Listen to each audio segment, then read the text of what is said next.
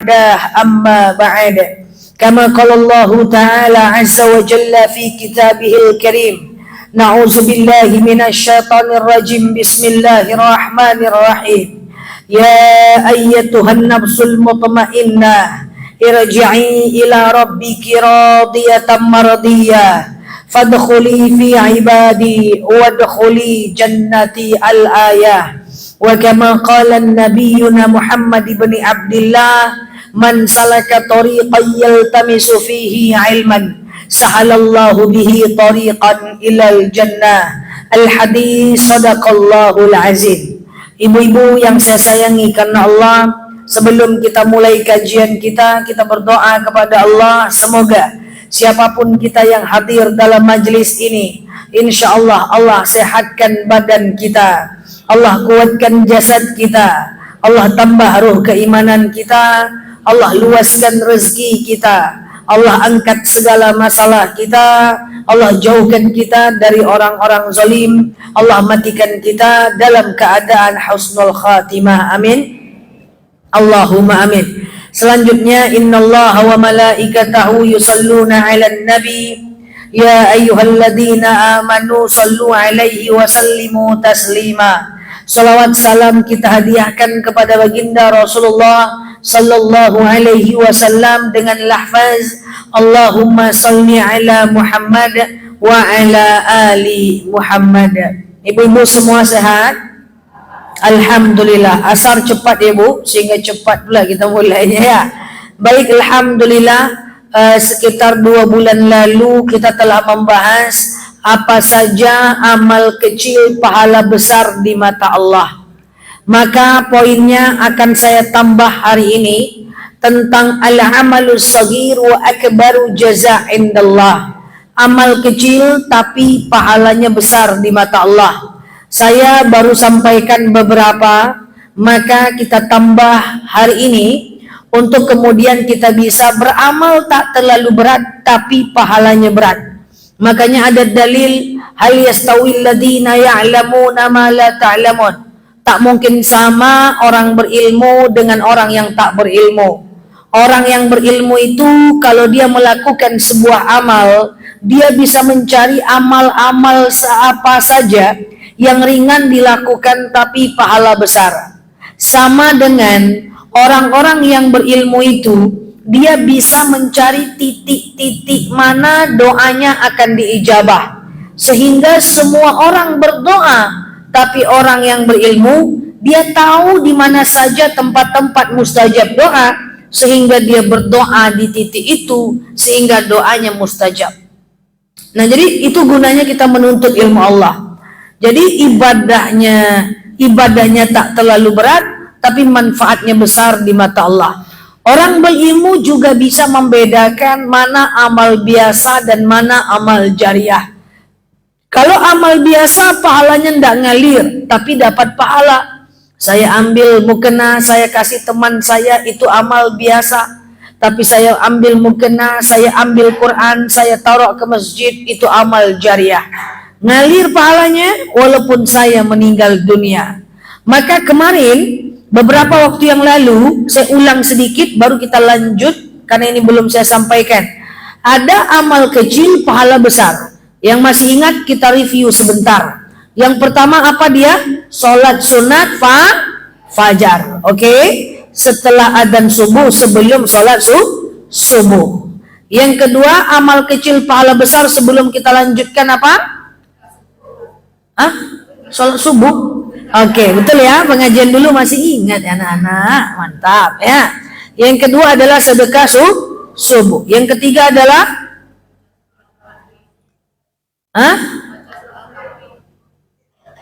witir. Al-Kahfi udah saya sampaikan, kayaknya belum ya?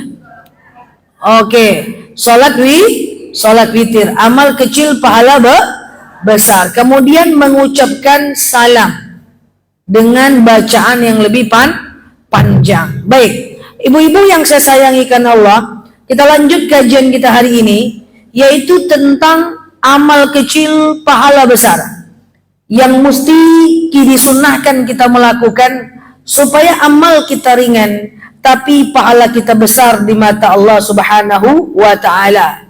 Dalam Sa'id Al-Khudri dijelaskan, kita mulai ibu-ibu ya, kita mulai ya.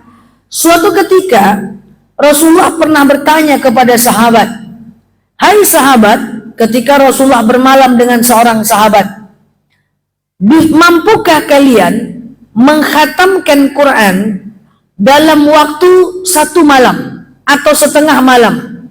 Mampukah kalian menghatamkan Quran dalam waktu setengah malam?" Maka sahabat mengatakan, "Manalah kami mampu, ya Rasulullah." Maka Rasulullah berkata, "Ada amalan khatam Quran yang kalian bisa lakukan dan kalian sama dengan orang yang khatam Quran di sepertiga malam." Apa yaitu ya Rasulullah? Yaitu kalian baca Al-Ikhlas sebanyak 3 kali. Nah, apa surah Al-Ikhlas? Qul huwallahu Allahu lam yalid wa lam yakul lahu kufuwan.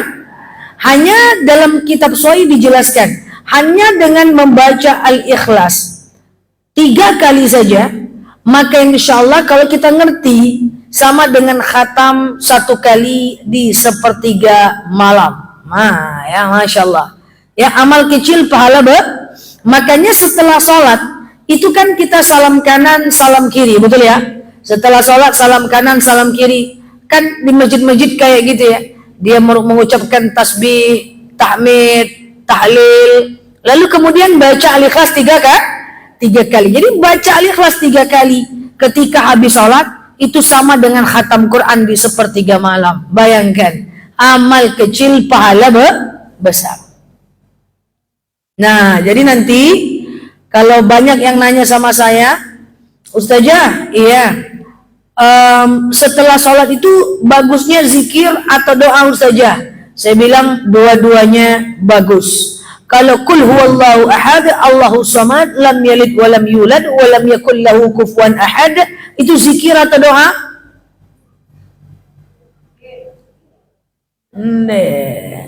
Apa beda zikir dengan doa? Kalau zikir memuji Allah, kalau doa meminta kepada Allah. Kalau zikir memuji Allah, kalau doa meminta kepada Allah. Jadi habis sholat itu ada namanya zikir dan doa. Kalau zikir itu pujian kepada Allah, Subhanallah, Maha Suci Allah, Allahu Akbar, Allah Maha Besar, la haula wa la quwata illa billah, tiada daya dan kekuatan melainkan kekuatan Allah. Sekarang qul huwallahu ahad, katakanlah dia Tuhan yang satu, Allahus samad, dia tempat meminta, lam yalid wa lam yulad, tidak beranak, tidak diperanakkan, wa lam yakul lahu kufuwan ahad, bahwa tidak ada satupun yang menyerupainya. Zikir atau doa?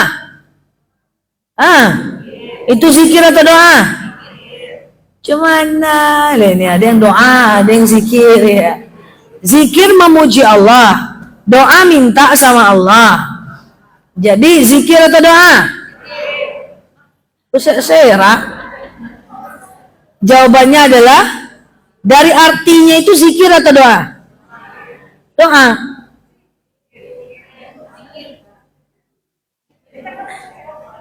Qul huwa, katakan Allah itu esa, kan gitu kan? Tempat meminta. Zikir atau doa? Zikir itu. Kalau zikir letaknya di awal atau di akhir? Kalau bisa zikir itu letaknya di awal atau akhir? Awal. Kan zikir dulu baru doa. Iya kan? Boleh sih campur-campur. Ya setelah ibu subhanallah, walhamdulillah, la ilaha illallah, wallahu akbar, wala hawla wala quwata illa billah. Lalu ibu lanjut dengan qul huwallahu ahad 3 kali. Itu zikir sama dengan hatam Quran sepertiga malam. Apa? Zikir sore itu bercampur isinya antara zikir dan doa. Al-Fatihah itu zikir atau doa? Al-Fatihah. Kedua-duanya. Ada zikir mengingat Allah, ada doa. Coba alhamdulillahirabbil alamin. Segala puji bagi Allah, Tuhan semesta. Terus Ar-Rahmanir Rahim, Maha Pengasih, Maha Penyayang. Apa lagi? Maliki Yaumiddin, penguasa hari pembalasan. Iyyaka na'budu wa iyyaka nasta'in. Hanya kepada Engkau kami menyembah, hanya kepada Engkau kami meminta pertolongan. Itu zikir tuh semua, oke? Ujungnya apa? Ihdinas siratal berikan aku jalan yang lurus. Baru doa. Jadi zikir dulu baru doa. Coba perhatikan dalam sholat. Kita sujud, kita baca apa? Subhana rabbiyal a'la wa bihamdi. Maha suci Tuhanku yang maha tinggi dan dengan segala puji baginya. Zikir. Duduk antara dua sujud. Allahu Akbar. Rabbighfirli, Tuhanku ampuni aku. Warhamni, cintai aku. Wajburni, cukupkan aku. Warfa'ni, tinggikan derajatku. Waktu sujud zikir, waktu duduk doa. Jadi gitu tiktokannya, ya, zikir doa, zikir doa, zikir doa. Begitu. Salat itu isinya semua zikir dan doa. Al-Fatihah itu zikir dan doa. Coba at-tahiyatul, segala ucapan selamat, mubarakatus, keberkahan, thayyibatun, kebaikan, lillah, untuk Allah. Lanjut, apa bahasa Arabnya? Lupa tahiyatul. Assalamu alayka ayyuhan nabiyyu wa rahmatullah wa barakatuh. Keselamatan atas engkau wahai para nabi dan rahmat Allah dan keberkahan Allah atas engkau. Ujung-ujungnya doa. Coba lanjutkan. Assalamu alayna wa ala ibadillahi salihin. Keselamatan atas kami dan atas hamba yang soleh. Awalnya zikir, ujung-ujungnya minta juga. Awalnya zikir, ujung-ujungnya doa. Jadi sholat itu isinya zikir dan doa. Maka kalau kita nggak sholat, bagaimana mungkin kita melakukan zikir dan doa? Jadi dalam sholat isinya zikir dan doa. Dalam surat-surat Al-Quran isinya zikir dan doa.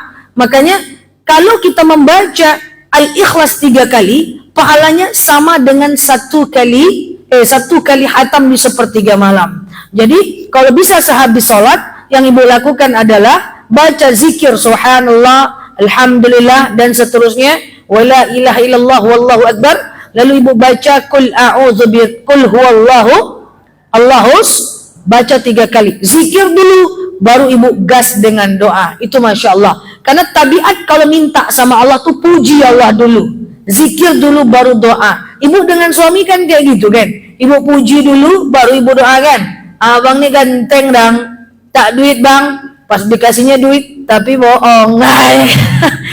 Jadi minta dulu baru zikir dulu baru doa. Jadi jangan lupa itu. Kalau kita kaitkan dengan kajian bulan lalu, jangan tinggal sholat fajar 2 rakaat, kemudian sedekah subuh minimal 2.000 tiap hari, kemudian sholat witir, kemudian baca surat Al-Kahfi. Nanti saya jelaskan lagi Al-Kahfi lebih jelas. Kemudian baca Al-Ikhlas 3 kali. Lanjut. Nomor berapa lagi? Amal kecil pahala besar adalah nomor berapa lagi ya? Nomor 6 adalah amal kecil pahala besar. Dalam hadis diriwayatkan oleh Abu Daud, dijelaskan bahwa membaca ayat kursi setiap habis sholat. Nah, udah banyak tuh PR kita itu. Istighfar, kemudian tasbih, tahlil, tahmid, lalu kemudian baca ayat kursi setiap habis sholat. Oke, ayat kursi setiap habis sholat. Apa dalil? Dijelaskan bahwa orang yang membaca ayat kursi setiap habis sholat, maka kalau dia melakukan yang wajib, berarti dia melakukan sholat 5 waktu, dia melakukan zakat, dia melakukan puasa Ramadan, ditambah dia menyempurnakan dengan baca ayat kursi setiap habis sholat, maka tidak ada yang menghalanginya untuk masuk ke dalam surga Allah Azza wa Jalla. Itu Masya Allah ya. Jadi baca ayat kursi. Nah udah banyak tugas. Habis sholat zikir, baca kul huwallahu ahad, lalu kemudian baca ayat kursi. Baru kemudian kita Lanjutkan dengan doa. Jawab lagi, ayat kursi zikir atau doa? Ayat kursi itu isinya semua zikir. Makanya ustadz-ustadz kalau ayat kursi habis sholat berjemaah kan di awal, ya kan? Allahu la ilaha illa huwal hayyul qayyum. Allah tiada Tuhan selain Dia, maha hidup, maha kekal. La ta'khuzuhu sinatu wa la naum. Dia tidak ngantuk dan tidak tidur, dan seterusnya. Isinya itu semua zikir. Nah, ayat kursi itu bisa dibaca setelah Al-Fatihah, karena ayat kursi itu adalah bagian dari ayat Al-Quran. Jadi supaya sholat ibu ndak kul terus sampai meninggal, maka sekali-kali gantilah dengan ayat kursi. Itu artinya bagus, posisikan dia setelah Al-Fatihah. Oke? Nah, itu dia. Oke, ibu-ibu ya. Dah, nomor berapa lagi? Amal kecil, pahala besar. Nomor 7. Nah, nomor 7 ini agak panjang, saya rekap aja. Dalam kitab tersebut dijelaskan amal kecil, pahala besar adalah semua amal yang disunnahkan dikerjakan di hari Jumat. Nanti saya jelaskan pelan-pelan. Semua amal yang disunnahkan dikerjakan di hari Jumat itu amal kecil, pahala besar. Saya ulang pelan-pelan.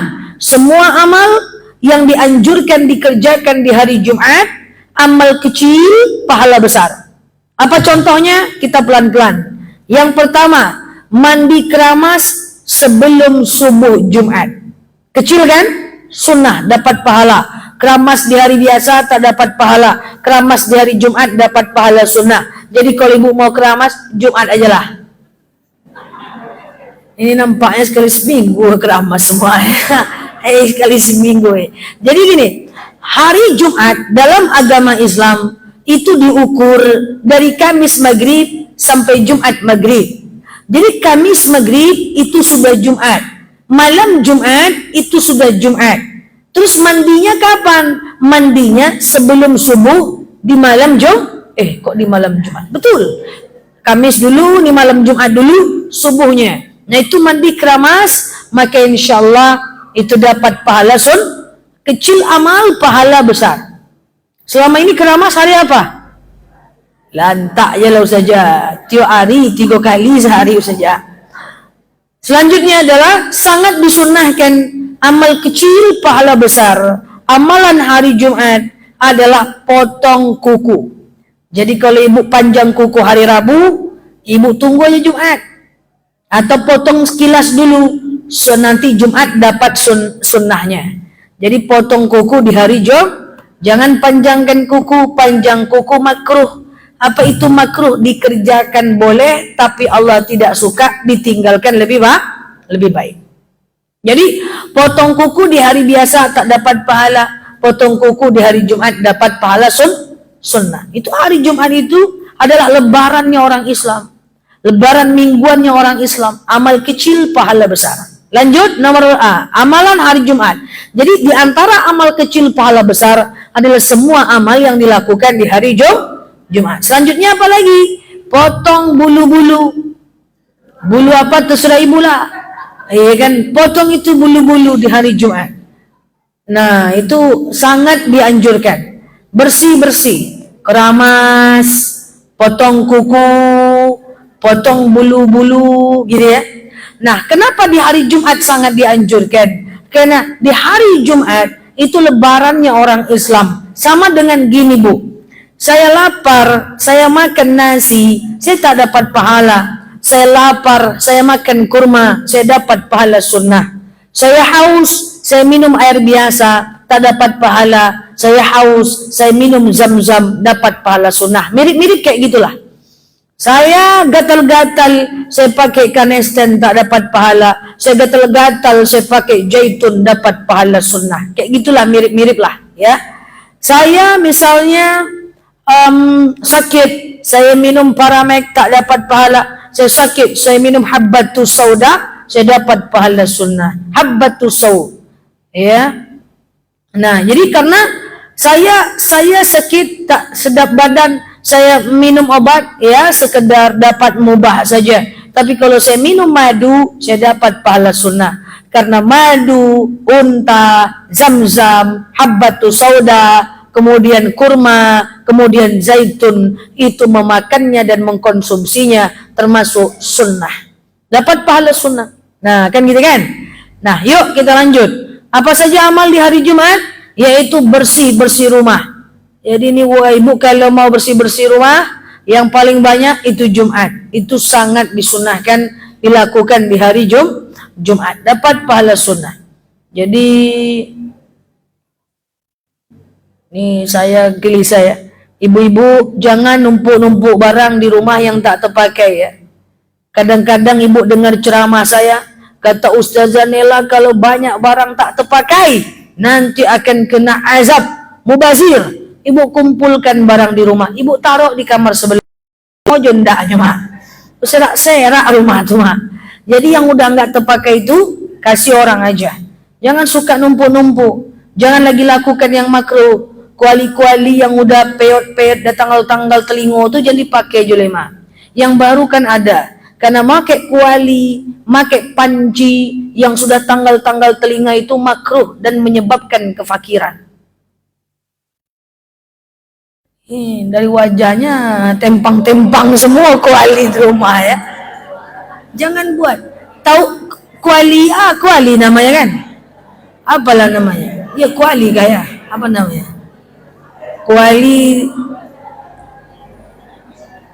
ketawa semua.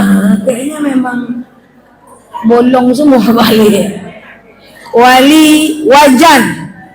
Ya wajan, panci, priuk. Nyontek ya. Panci, priuk. Tahu priuk ya? Itu kalau udah tanggal-tanggal telinganya bu, udah peot-peot dia, udah minta tolong dia, kadang panjanglah umur dia lagi dibanding umur ibu. Itu jangan dipakai lagi lah. Bersihkanlah di rumah kita itu. Lakukan hari Jumat, karena itu makruh bu. Makruh itu adalah boleh ibu kerjakan, tapi Allah tidak suka dan itu menyebabkan kefakiran. Dalam kitab Ta'limul Mutalim karangan Imam Zarnuji. Kadang-kadang ada periuk baru tuh ada. Datang orang lewat, yuk, dibeli periuk baru. Tapi jadi pajangan, yang tengah-tengah telinga apa pakai juga sih. Padahal yang baru ada. Itu menyebabkan kefakiran. Jadi bersihkanlah itu, usahakan hari Jumat. Karena saya dapat laporan dari jemaah saya.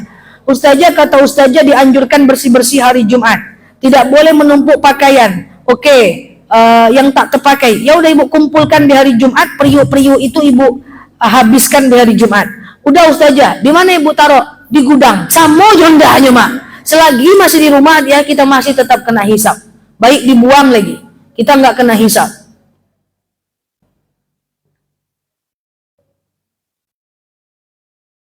Dah, buang nanti tuh. Yang baru kan ada. Insya Allah tidak akan masalah. Gelas-gelas. Kan ada gelas-gelas piring. Kalau udah tanggal-tanggal sompel-sompel, jangan dipakai lagi. Makruh. Ya, itu menyebabkan kefakiran. Kasihan kita nengok gelas. Setelah tangga-tangga ujung tangannya pakai aja masih. Nah ya, itu dibersihkan itu di hari Jumat. Cobalah kalau rumah tuh lapang, walaupun kecil, kita enak. Ini ndak masuk ke rumah telaga-laga. Telaga-laga, masuk kamar mandi, panci di mana-mana, periuk di mana-mana. Cobalah diminimalisir. Rumah lapang, ya. Nah, insya Allah dia semakin berkah. Dah, selagi masih ada baju yang tak terpakai di rumah ibu, masih ada panci-panci yang tak terpakai, masih ada piring-piring ompong sompel, maka kalau kita belum keep moving, belum berubah, susah kita jauh dari kefakiran dan kita akan melakukan yang makruh terus menerus. Bersihkan rumah, eksekusi nanti di hari Jumat. Ada yang ragu? Apa bu?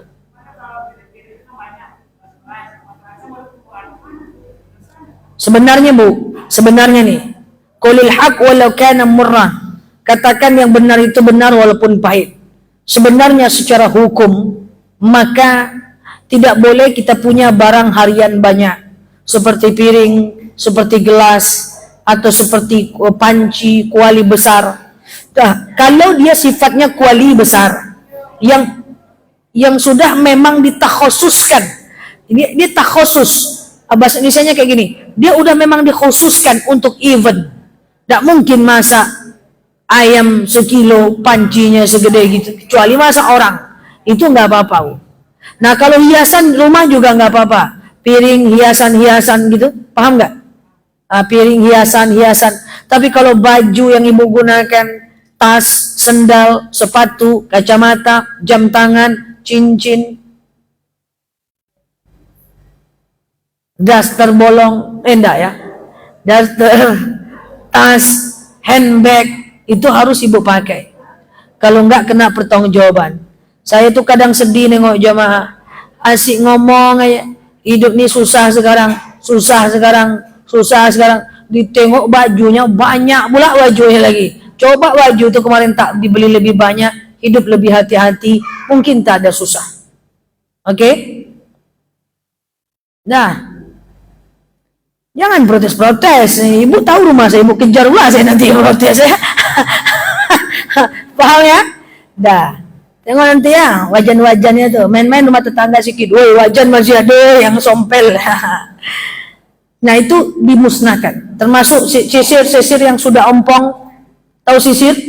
Sisir ompong. Sikit-sikit yang ompong tuh jangan dipakai oleh mak.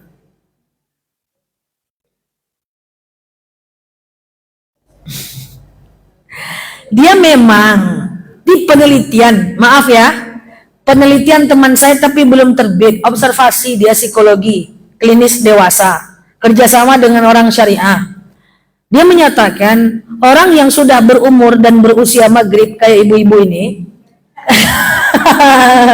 maghrib itu lebih suka menyimpan barang-barang dengan ekspektasi nanti dia akan pakai lagi padahal enggak. Nah, dia mau ngasih ke tetangganya daster. Wah ini tidak terpakai lagi nih dok. Kan saya udah gemuk katanya gitu kan. Pas mau ngasih ke tetangga, besok kuru kita pakai konyol. Mas soal balik ya. Nah, itu yang usia maghrib kayak gitu tuh. Itu penelitian itu bukan saya cakap itu. Ini nggak perlu lagi nih rak-rak nih meja nih rak-rak nih nggak perlu lagi nih. Buanglah lagi nih. Pas mau buang.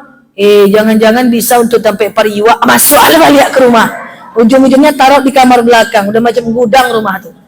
Itu penelitian kawan saya, belum terbit, belum diuji. Tapi dia sudah observasi awal, tapi belum diseminarkan, maksudnya belum belum diverifikasi oleh profesornya. Ini tak bagus lagi nih, kursi ini tak terpakai lagi, buang aja lah. Tapi lumayan lah bisa dipotong kok kakinya kok. Untuk ada dua santai, ujung-ujungnya nggak kepake. Saya tak tahu lah. Kalau wajah ibu-ibu nggak ada kayak gitu dah ya. Keragu ibu saya. Gitu. Nah itu sebenarnya boleh tapi dipakai. Kalau nggak bisa. Semua barang yang ada di atas atap rumah kita itu akan diminta pertanggungjawaban. Apalagi yang kita pakai. Jangan, nanti bikin dosa. Ibu kalau ke rumah saya, itu piring saya tak banyak, sendok tak banyak. Yang saya bingung tuh, saya udah beli sendok beberapa, kok setiap saat hilang dia. Padahal setiap makan tak pernah sendoknya saya makan, ya kan? Tak kemana dia, tak banyak. Nah artinya apa? Kita takut diminta pertanggungjawaban. Kecuali baju kau dipakai, beli kau tak dipakai, tak usah banyak beli. Kecuali yang lebihnya dikasih orang. Oke? Lanjut, amalan Jumat lain adalah yang kemarin kita ulang, baca Al-Kahfi. Al-Kahfi berapa? 10 ayat pertama tak sekedar dibaca dalam hadis tapi dihafal. Siapa yang hafal Al-Kahfi 10 ayat pertama, maka apa manfaatnya? Maka dia akan dilindungi min fitnatid dajjal, dari fitnah dajjal. Nanti di akhir zaman akan turun dajjal, Ya'juj, Ma'juj. Bahwa dalam dalil dijelaskan akan ada fitnah. Orang-orang Islam banyak kelaparan, akan ada fitnah penolong. Ya, maka kita akan mengikut Dajjal, Ya'juj dan Ma'juj. Nah, saat itu kita kehausan, kita kelaparan, kita ingin terlindung dari fitnah Dajjal. Orang-orang yang terlindung adalah orang-orang yang hafal Al-Kahfi 1 sampai 10. Usahakan hafal. Ya. Nah, dibaca boleh. tapi dalam hadis itu mohon maaf bacaannya adalah dihafal. Kalau kita hafal, insya Allah kita terhindar dari fitnah Dajjal. Insya Allah. Segini aja dulu, diamalkan yang sedikit ini dulu, ya. Selesaikan dulu periuk tuh, bulan depan kita sambung lagi ya.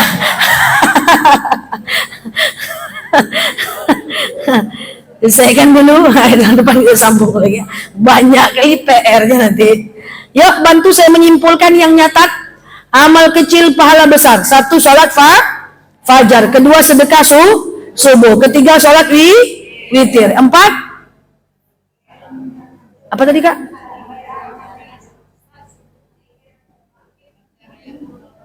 Oh ya, baca surat Al-Ikhlas 3 kali setiap habis sholat, bagaikan mengkhatamkan Quran. Nah, sepanjang malam. Ayat kursi supaya dimudahkan masuk surga. Hafal Al-Kahfi 10 ayat pertama ya. Nah, ini diamalkan ya. Semoga sedikit ini ada manfaat bagi kita semuanya ya, dan semoga Allah mudahkan kita untuk memusnahkan periuk-periuk kita tanpa hati berat. Wallahu a'lam bishawab. Ala hazihi niyah. Al-Fatihah.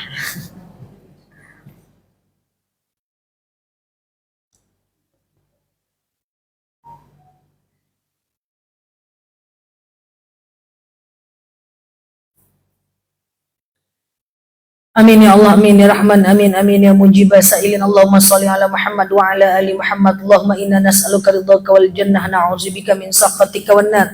Allahumma inna nas'aluka salamatan fi dinina, afiatan fi jasadina, ziyadatan fi ilmina, barakatan fi rizqina, taubatan qabla al-maut, rahmatan indal maut, maghfiratan ba'dal maut.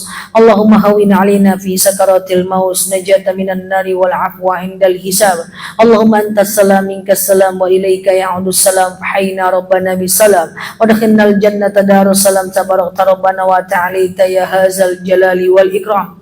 Allahumma inna na'udzubika minal hammi wal hazan, na'udzubika minal ajzi wal kasal, na'udzubika minal jubni wal bukhli, na'udzubika min ghalabati ad-dini wa qahari rijal. Allahumma yassir alaina umurana wa la tu'assir alaina umurana ya rabbal alamin. Allahumma in kana rizquna fis sama fanzilhu wa in kana rizquna fil ardi fa akhrijhu wa in kana rizquna ba'idan faqribuhu wa in kana rizquna haraman fatahhiruhu wa in kana qalilan fakaththirhu ya rabbal alamin. Allahumma rabbana anfa'na bima 'allamtana وعلمنا ما ينفعنا. اللهم ربنا هب لنا من ازواجنا وذرياتنا قرة اعين واجعلنا للمتقين اماما. اللهم اغفر لنا ذنوبنا ولوالدينا وارحمهما كما ربونا صغارا. اللهم استجب دعانا يا الله، استجب دعانا يا رحمن يا رحيم يا مجيب السائلين. اللهم صل على سيدنا محمد وعلى ال محمد. سبحان ربك رب العزة عما يصفون، سلام على المرسلين، الحمد لله رب العالمين. والله اعلم بالصواب. Assalamualaikum warahmatullahi wabarakatuh.